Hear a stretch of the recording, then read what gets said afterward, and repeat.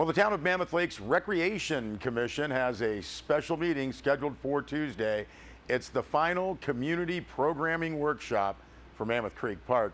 Now the meeting is going to be in the Minaret Village Mall Suite Z beginning at 6 p.m.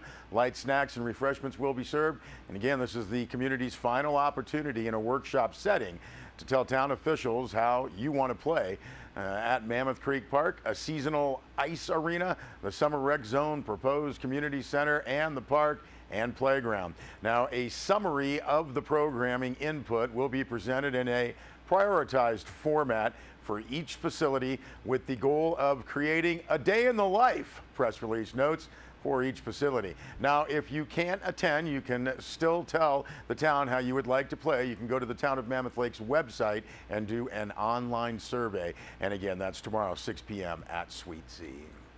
Well, we have an update from the National Park Service on the flood recovery progress in Death Valley. Death Valley National Park suffered severe damage in those storms last October. Now, the National Park Service reports that about 500,000 tons of debris has been removed from park roads, most of which are now open.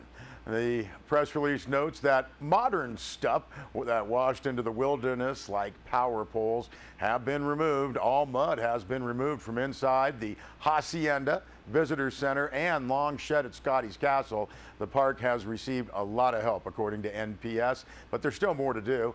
Badwater Road, Jubilee Pass funded and pass compliance work is scheduled to start soon. Scotty's Castle Road, Bonnie Claire Road needs survey and design work, likely to get to construction in the spring of 2017. Also, Scotty's Castle area repairs, park pursuing funding for flood control, berms, electrical, water, sewer, and building repairs. National Park Service reports that they have some funding, optimistic about the rest. Process for environmental and historic compliance on the projects will take time, the press release notes, and some projects need time for design.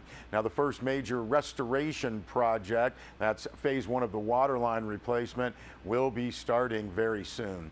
Now, when will Scotty's Castle reopen? Well, if all goes well with the funding and implementing the projects, Scotty's Castle will be fully repaired and back open to the public by 2019. Some nasty storms. You can see the National Park Service website for the latest updates on Death Valley National Park.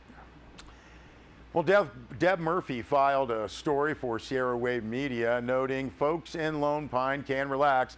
The California Department of Fish and Wildlife fish stocking trucks are making it up Whitney Portal Road and Stocking Creeks and sand traps along the way, despite delays due to Inyo County work on the road.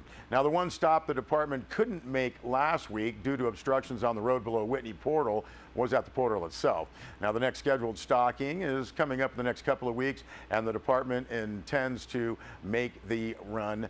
The construction crew works Monday through Thursday, and they plan to make the run to stock fish on Friday. Now, Sierra Wave Media received an email last week expressing concern that with no fish, there would be no fishermen in Lone Pine.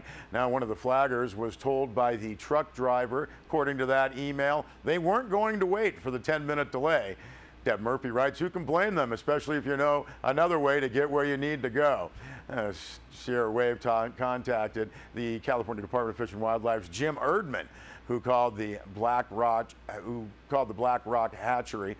Erdman was familiar with the issue last month, but that stocking was completed. Now, the same scheduled fish deliveries were also scheduled for a couple of weeks ago. The driver went to Tuttle Creek Campground first, then headed to his other drop sites via Movie Road. The truck couldn't make it to the top, but made it to the other scheduled sites. Well, we're coming up on Memorial Day weekend, and it's the annual Mule Day celebration. Hey kids, are you lucky enough to live in Bishop? If you do, why don't you come on down to the fairgrounds Memorial Day weekend and come and check out Bishop Mule Days. It's free to get onto the fairgrounds. Your parents will have a great time. You'll get to see the I Want to Be a Packer program and be a part of it. Clown school, stick rodeo, fishing. It'll be a great time. Your parents will love the entertainment. We have Dave Stamey and Michael Martin Murphy coming. The parade on Saturday will be great. And the big black horses will be here again. Y'all have to come see those in the barns and see them in the arena and in the parade as well. It'll just be a great time. Come on down to the Bishop Mule Days office to get all the latest souvenirs, the silver belt buckles, bronze belt buckles, shirts, mugs, and your ears. You don't want to forget your ears. And we'll have the souvenir magazine available as well. Once the event starts, head over to the Floriculture building where there'll be daily specials on souvenirs. Come and join us at the 47th Annual Bishop Mule Days celebration, May 24th to May 29th. If you need more information, please go to our website at www.muledays.org or give us a call at the office, 760-872-4263, and we'll see you there. All right, thank you, Tammy, and we thank Andrew David for editing that piece.